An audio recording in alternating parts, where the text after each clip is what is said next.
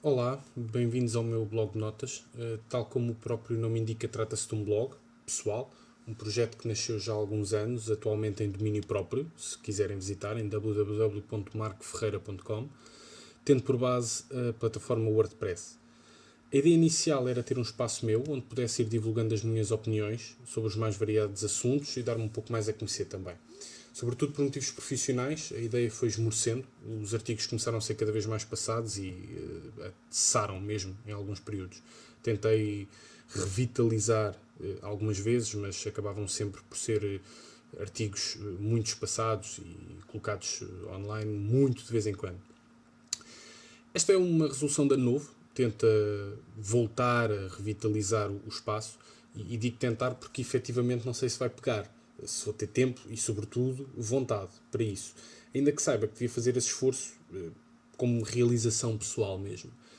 Digo para já, não vou sequer fazer alarde desta nova vertente do blog. O objetivo é só colocar online uma vez por semana um artigo com a minha opinião sobre a atualidade, sobretudo nacional, mas também não descurando a atualidade internacional e o desporto. Sobretudo nas vertentes mais de, portanto, economia, política, etc. Para já vai ser um registro áudio no YouTube e eventualmente, quem sabe, em podcast e, tal como já disse, portanto, online no www.marcoferreira.com, o meu blog de notas, a parte escrita, digamos assim. Vamos então ao que interessa. Uma semana de pré-campanha eleitoral, onde os debates televisivos entre os 10 candidatos se multiplicaram, o meu destaque na realidade vai para o Ministro da Educação e as alterações efetuadas no ensino. Principalmente este destaque tem a ver com o vazio de ideias que tenho encontrado nos debates e nos resumos que leio desses mesmos debates. Nem sempre consigo ver o debate em si, em direto, pelo menos. Mas também e sobretudo pelos impactos que eu prevejo no sistema educativo e que me fazem então realçar esse mesmo assunto. Portanto, mais um governo, mais alterações ao modelo de avaliação. Neste caso, não dos professores, mas sim dos alunos. O Expresso diz que foram 15 alterações em 16 anos. Criam-se e anulam-se provas globais, com o peso na avaliação nos finais de ciclo, provas de aferição, etc. Tudo isso foi alterado depois de eu ter concluído o segundo ciclo e as alterações ao secundário também já não me afetaram, mas devo dizer que desde 90 a 99 não tive provas globais, ou da frição, ou fosse o que fosse, com tanto impacto mediático, pelo menos, e no entanto posso dizer que os nossos conhecimentos eu acho que eram bem testados e postos à prova e éramos trabalhados de acordo com as nossas dificuldades nas várias matérias. Portanto, a diferença para mim é simples. A gestão era deixada a cargo de quem efetivamente nos conhecia e lidava connosco diariamente. Basicamente, os professores. Em vez dos ministros e os técnicos que confortavelmente estão sentados nos gabinetes a olhar para folhas de estatísticas, em vez da realidade próxima e, portanto, no local. No fundo, acaba por se generalizar aquilo que não devia de ser generalizado. Porque cada caso é um caso, cada escola é uma escola, cada escola e cada aluno insere-se numa realidade bastante diferente, não só pela envolvente social, económica, e ainda que nos devamos todos, obviamente, reger pelo mesmo plano, que deve ser imutável, e já lá vamos, mas portanto deve ser dado espaço a cada escola para trabalhar de acordo com essas mesmas envolventes em que se encontram inseridos. As minhas sugestões, para já, existir apenas uma prova global, ou como lhe queiram chamar, no final da escolaridade obrigatória e no acesso à faculdade. Eu penso que atualmente isso até coincide. Pelo meio, tal como já disse, devem ser as escolas, individualmente, caso a caso e de acordo com a envolvente socioeconómica, a preparar os alunos e a garantir a sua aquisição de conhecimentos.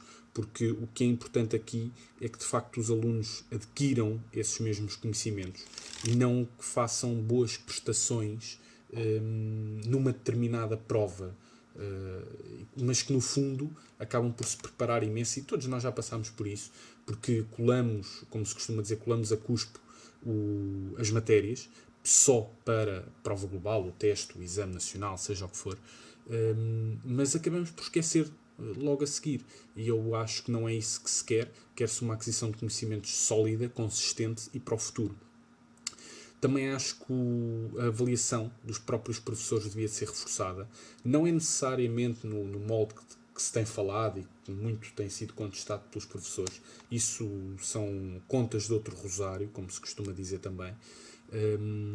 Mas, essencialmente, eu até acho que esse reforço da avaliação dos professores devia de ser feito, sobretudo, antes da conclusão dos seus respectivos planos de estudos, ou seja, nas faculdades, entenda-se, para que dessa forma eles estejam mais aptos a ensinar e, sobretudo, a compreender as dificuldades dos próprios alunos e saber, essencialmente, responder a essas mesmas dificuldades. Porque eu acho que atualmente nas faculdades centram-se muito em os professores aprenderem a passar determinadas matérias, dinamizações, principalmente quando estamos a falar do primeiro ciclo, primeiro, segundo, terceiro ano, terceira classe, como lhe queiram chamar, e muito pouco em saber primeiro se os próprios futuros professores estão confortáveis nas matérias, que eu acho que muitas vezes não estão, sinceramente, e portanto seria um bocado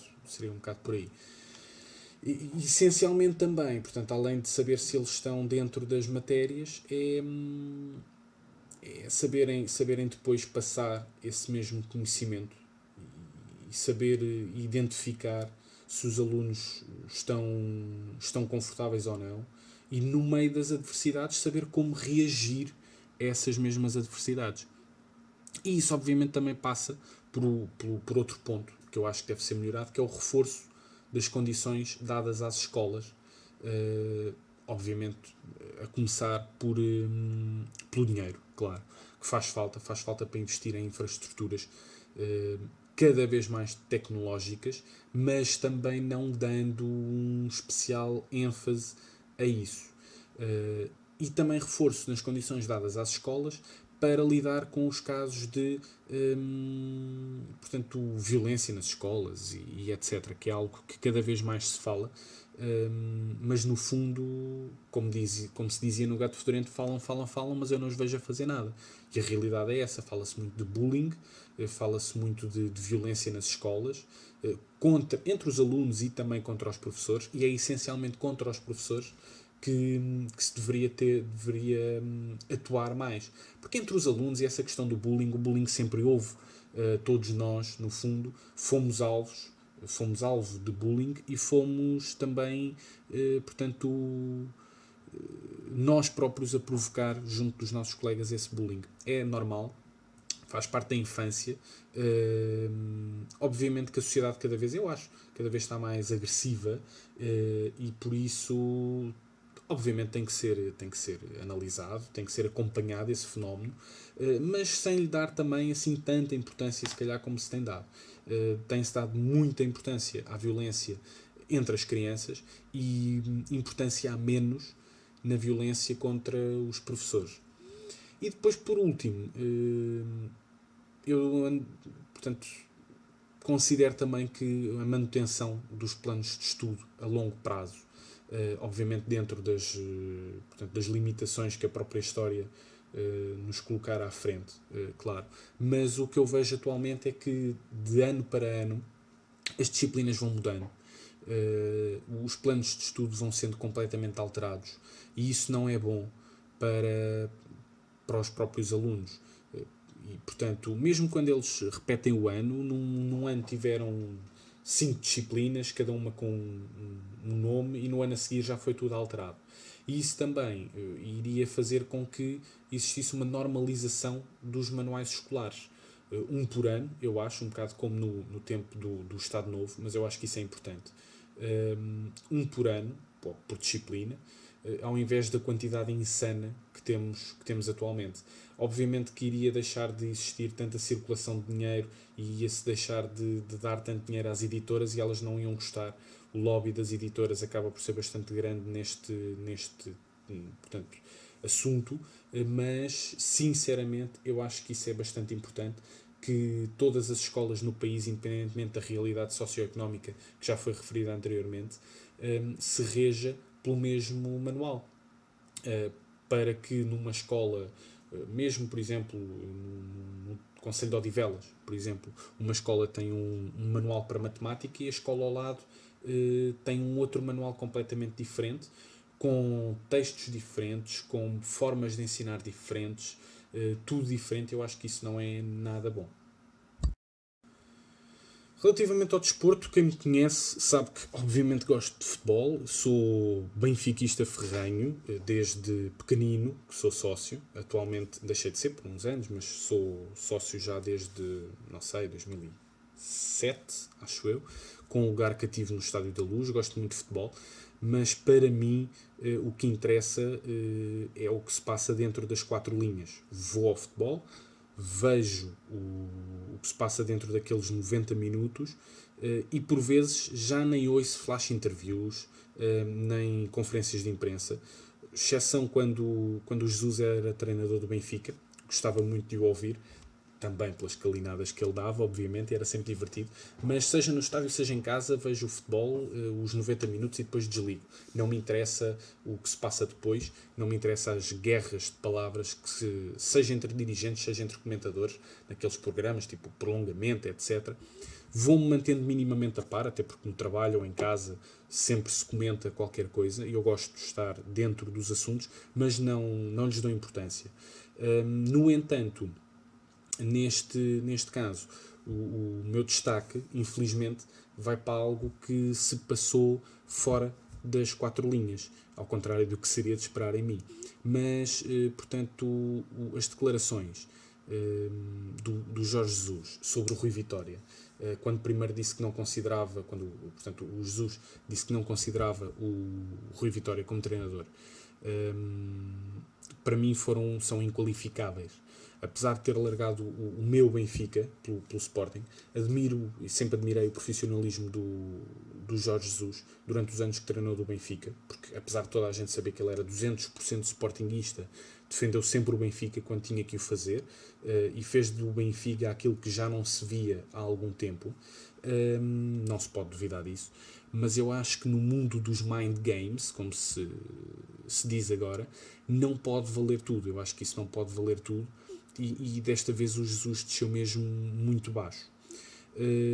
Quem me conhece sabe também que além do futebol eu sou um tipo muito ligado, ou muito interessado, interessado a outros desportos. Já estagiei inclusive no Comitê Olímpico e talvez também daí ganhei um gosto especial por tudo o resto. Estou em pulgas, por exemplo, para os próximos Jogos Olímpicos, e é das poucas coisas que me fazem acordar à meia da noite, ou ficar acordado à meia da noite, para ver cerimónias de abertura, finais de atletismo, finais de natação, e especialmente, obviamente, acompanhar os atletas portugueses. Isso ficará para outra altura, mas obviamente que dou neste caso, nesta semana, especial atenção ao Rally Dakar, que não passa pelo Dakar, Argentina e etc, mas pronto, e a boa prestação do motar português, e infelizmente a distância do meu sempre favorito Carlos Sousa, e também o Ruben Faria, que caiu e teve uma fratura de um braço, mas o Paulo Gonçalves está de parabéns, ainda em primeiro. Vamos lá ver como é que corre hoje. E pronto, por hoje é tudo. Para a semana conto estar de volta, se não num formato áudio, pelo menos no online em marcoferreira.com, portanto na versão escrita, digamos assim. No fundo vai ser uma transcrição sempre que houver uma versão áudio, o que vai sair no site será uma transcrição, praticamente, daquilo que eu estou para aqui a dizer. E eventualmente no futuro, quem sabe, posso até, por vezes, não direi mudar para esse formato, mas por vezes ter uma versão em vídeo destas minhas dissertações sobre a atualidade. Espero que tenham gostado, espero algumas críticas, construtivas ou destrutivas, mas pelo menos comentem, digam de vossa justiça, e até para a semana.